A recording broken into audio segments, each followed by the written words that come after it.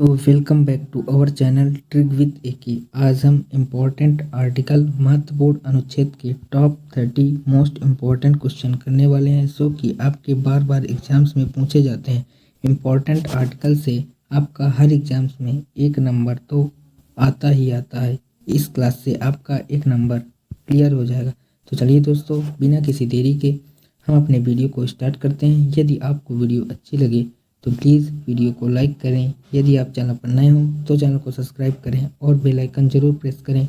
आज का हमारा पहला क्वेश्चन है कि राष्ट्रपति पर महाभियोग की प्रक्रिया का वर्णन किस आर्टिकल में किया गया है। आर्टिकल 59, आर्टिकल 61, आर्टिकल 60 या फिर आर्टिकल 72। इसका right answer option B article 61 होगा। राष्ट्रपति पर महाभियोग इम्पीचमेंट लगाने की जो प्रावधान है वो आर्टिकल 61 में है। इसके अलावा आर्टिकल 72 में राष्ट्रपति को क्षमादान की शक्ति के बारे में प्रावधान है। इसके बाद नेक्स्ट क्वेश्चन है कि संसद का वर्णन किस आर्टिकल में किया गया है। इसके लिए एक ट्रिक होती है, ट्रिक है सरला। यहाँ पर सा से होता है संसद आर्टिकल 79, रा से होता है राज्यसभा आर्टिकल 80 और ला से होता है लोकसभा आर्टिकल 81। तो यहाँ पर हमें बताना है संसद का आर्टिकल। तो संसद का आर्टिकल होगा 79। यहाँ पर हमारा ऑप्शन बी बिल्कुल से करेक्ट आंसर होगा। इसके बाद नेक्स्ट क्वेश्चन है राष्ट्रपति की अध्यादेश शक्ति का वर्णन किस आर्टिकल में किया गया है। आर्टिकल 123, आर्टिकल 129, आर्टिकल 143 या फिर आर्टिकल 108। इसका राइट आंसर ऑप्शन है आर्टिकल 123 होगा। इसके अलावा आर्टिकल 108 जॉइंट सिटिंग की बात करता है। आपको कमेंट बॉक्स में कमेंट करके बताना है कि गवर्नर अध्यादेश किस आर्टिकल के तहत जारी करता है। इसके बाद हमारा नेक्स्ट क्वेश्चन है कि दोनों सदनों की संयुक्त बैठक का प्रावधान किस आर्टिकल में किया गया है। आर्टिकल 137, आर्टिकल 123, आर्टिकल 280 या फिर आर्टिकल 108। इसका right answer option D article 108 होगा। और इस जॉइंट सिटिंग का जो अध्यक्षता करता है वो लोकसभा का स्पीकर यहाँ पर करता है। इसके अलावा आर्टिकल 280 यहाँ पर फाइनेंस कमीशन की बात करता है। इसके बाद नेक्स्ट क्वेश्चन है किस आर्टिकल में एक न्यायालय से दूसरे न्यायालय में न्यायाधीशों के ट्रांसफ़र का उल्लेख किया गया है। ये आपका मोस्ट इम्पॉर्टेंट क्वेश्चन है। इसके ऑप्शंस हैं आर्टिकल 80, आर्टिकल 76, आर्टिकल 143 या फिर आर्टिकल 222। इसका right answer option D article 222 होगा। इसके बाद नेक्स्ट क्वेश्चन है कि भारतीय संविधान में कुल कितने आर्टिकल हैं। 395, 448, 470 या फिर 390। इसका राइट आंसर ऑप्शन है 395 होगा। नेक्स्ट क्वेश्चन है किस आर्टिकल के तहत भारत के राज्यों का संघ कहा गया है। आर्टिकल 1, आर्टिकल 2, आर्टिकल 3 या फिर आर्टिकल 4। इसका right answer again option A article 1 होगा। नेक्स्ट क्वेश्चन है संविधान के किस आर्टिकल में नागरिकता से संबंधित प्रावधान है। ऑप्शन है आर्टिकल 5 से 11, आर्टिकल 12 से 35, आर्टिकल 36 से 51 या फिर आर्टिकल 52 से 78। इसका right answer option A article 5 से 11 होगा। नागरिकता का प्रावधान हमने ब्रिटेन के संविधान से लिया है। नेक्स्ट क्वेश्चन है भारतीय संविधान के किस आर्टिकल में मौलिक अधिकारों का वर्णन है। आर्टिकल 1 से 4, आर्टिकल 5 से 11, आर्टिकल 12 से 35 या फिर आर्टिकल 36 से 51। इसका right answer option C article 12 से 35 होगा। इसके बाद हमारा नेक्स्ट क्वेश्चन है कि किस अनुच्छेद में अस्पृश्यता का अंत का उल्लेख है। वेरी इंपॉर्टेंट क्वेश्चन है जो हर एग्जाम्स में पूछा जाता है। ऑप्शन है आर्टिकल 14, आर्टिकल 15, आर्टिकल 16 या फिर आर्टिकल 17। इसका right answer option D article 17 होगा। नेक्स्ट क्वेश्चन है भारतीय संविधान का कौन सा अनुच्छेद प्रेस की स्वतंत्रता से संबंधित है। आर्टिकल 19 एक ए, आर्टिकल 20, आर्टिकल 21 या फिर आर्टिकल 22। इसका राइट आंसर ऑप्शन है आर्टिकल 20 होगा। इसके अलावा आर्टिकल 21 राइट टू लाइफ की बात करता है। इसके बाद नेक्स्ट क्वेश्चन है किस आर्टिकल के तहत 6 से 14 वर्ष तक के बच्चों को शिक्षा का अधिकार दिया गया। ऑप्शन है आर्टिकल 21, आर्टिकल 21 से 22 या फिर आर्टिकल 23।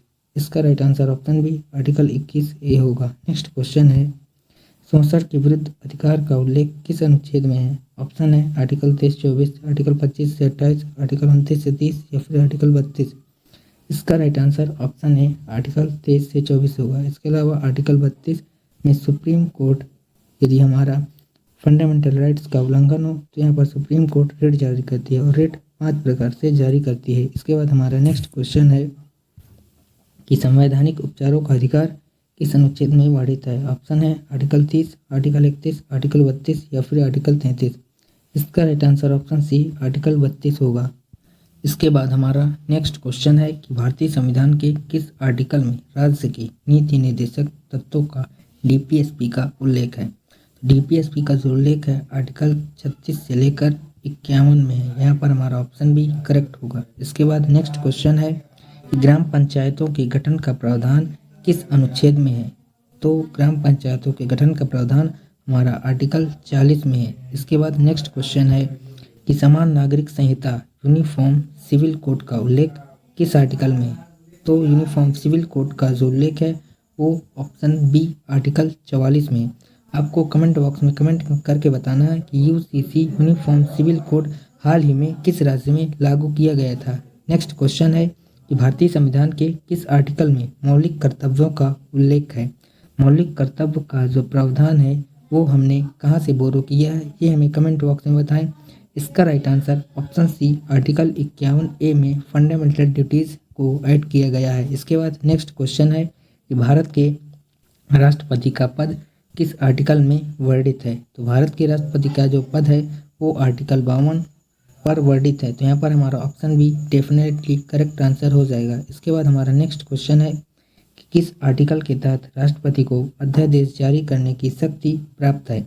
तो राष्ट्रपति के ऑर्डिनेंस पावर का जो आर्टिकल है वो आर्टिकल है यहाँ पर ऑप्शन सी आर्टिकल 123। इसके अलावा गवर्नर के द्वारा ऑर्डिनेंस पावर को जारी करने का जो आर्टिकल है वो है आर्टिकल 213 के तहत यहाँ पर गवर्नर जो होता है वो अध्यादेश जारी करता है। नेक्स्ट क्वेश्चन है कि भारत के उपराष्ट्रपति का पद किस आर्टिकल में है। तो उपराष्ट्रपति का जो पद है वो ऑप्शन सी आर्टिकल 63 में है। इसके बाद नेक्स्ट क्वेश्चन है कि संसद के गठन का प्रावधान किस आर्टिकल में। ये क्वेश्चन हमने ऑलरेडी करवा रखा है। इसका आंसर ऑप्शन बी आर्टिकल 79 होगा। इसके अलावा आर्टिकल 80 यहाँ पर राज्यसभा के बारे में है और आर्टिकल 81 यहाँ पर लोकसभा के बारे में है। इसके बाद नेक्स्ट क्वेश्चन है कि सर्वोच्च न्यायालय सुप्रीम कोर्ट के गठन का उल्लेख किस आर्टिकल में है। तो इसका राइट आंसर जो होने वाला है वो हमारा ऑप्शन बी आर्टिकल 124 होगा। इसके बाद नेक्स्ट क्वेश्चन है कि महान्यायवादी अटॉर्नी जनरल का पद किस आर्टिकल में है। तो इसका जो हमारा राइट आंसर होने वाला है वो हमारा ऑप्शन बी आर्टिकल 76 होगा। इसके बाद नेक्स्ट क्वेश्चन है कि राज्यों में राज्यपाल का पद किस अनुच्छेद में है। तो इसका जो राइट आंसर होगा वो हमारा ऑप्शन बी आर्टिकल 153 होगा। इसके बाद नेक्स्ट क्वेश्चन है कि किस अनुच्छेद के तहत राज्यपाल अध्यादेश जारी कर सकता है। ये क्वेश्चन हम आपको ऑलरेडी करा चुका है। इसका right answer option B article 213 के तहत गवर्नर अध्यादेश जारी करते हैं। नेक्स्ट क्वेश्चन है कि वित्त आयोग फाइनेंस कमीशन का गठन किस आर्टिकल के तहत किया जाता है। आर्टिकल 260, आर्टिकल 270, आर्टिकल 280 या फिर आर्टिकल 290। इसका right answer option C article 280 होगा। नेक्स्ट क्वेश्चन है कि आपातकाल का प्रावधान किस आर्टिकल में है। आर्टिकल 350 से 55, आर्टिकल 352 से 60, आर्टिकल 361 से 65 या फिर आर्टिकल 368। इसका right answer option B article 352 से 360 होगा। इसके अलावा आर्टिकल 368 यहाँ पर हम संविधान संशोधन के बारे में है। इसके बाद नेक्स्ट क्वेश्चन है कि संविधान संशोधन की प्रक्रिया का उल्लेख किस अनुच्छेद में है। अनुच्छेद 360, अनुच्छेद 365, अनुच्छेद 368 या फिर अनुच्छेद 370। इसका राइट आंसर ऑप्शन सी अनुच्छेद 368 होगा। नेक्स्ट क्वेश्चन है और ये हमारा आज का लास्ट क्वेश्चन है कि जम्मू कश्मीर से संबंधित विशेष प्रावधान किस अनुच्छेद में था, जो कि अब निरस्त हो चुका है। यह क्वेश्चन आज के लिए आपको होमवर्क होगा। इसका आंसर आप लोगों को कमेंट बॉक्स में बताना है। आपको वीडियो कैसी लगी ये भी हमें कमेंट बॉक्स में बताएं। यदि आपको वीडियो अच्छी लगी हो तो वीडियो को लाइक करें। यदि आप चैनल पर नए हो तो चैनल को सब्सक्राइब करें और बेल आइकन जरूर प्रेस करें। आज के लिए इतना ही, मिलते हैं नेक्स्ट वीडियो में। तब तक के लिए जय हिंद।